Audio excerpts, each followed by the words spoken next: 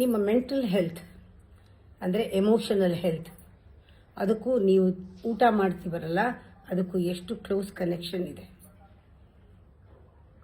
ಎಷ್ಟು ಡಿಪೆಂಡ್ ಆಗಿದೆ ಅದರ ಮೇಲೆ. ಮೊದಲನೇ ಟೂಲ್ ಆರೋಗ್ಯಕ್ಕೆ, ಮಾನಸಿಕ ಆರೋಗ್ಯಕ್ಕೆ ಆಹಾರ. ತಕ್ಷಣ ಗಮನಿಸಿ, ಎಷ್ಟು ಕ್ರೇಜಿ ಫುಡ್ ತಿಂತೀರಾ, ಜಂಕ್ ಫುಡ್ ತಿಂತೀರಾ, ಅದನ್ನು ಸಂಕಲ್ಪ ಮಾಡಿ ನಿಲ್ಲಿಸಿ. ಸೆಕೆಂಡ್ ಪಾಯಿಂಟ್, ಕೆಲವರು ಲೆಸ್ ಶುಗರ್ ಅಂತಾರೆ. ಸ್ವಲ್ಪ ದಿನ ಶುಗರ್ ಲೆಸ್ ಮಾಡಿ ನೋಡಿ. ಮೆಂಟಲ್ ಹೆಲ್ತ್, ಉಪ್ಪು ಹುಳಿ ಖಾರ ಎಲ್ಲ ಕಮ್ಮಿ ಅಲ್ಲ, ಬೇಡ, ಸಪ್ಪೆ ಊಟ ಮಾಡಿ. ಸ್ವಲ್ಪ ದಿನ ಮಾಡಿ ನೋಡಿ, ತಪ್ಪು ಸರಿ ಪ್ರಶ್ನೆ ಅಲ್ಲ.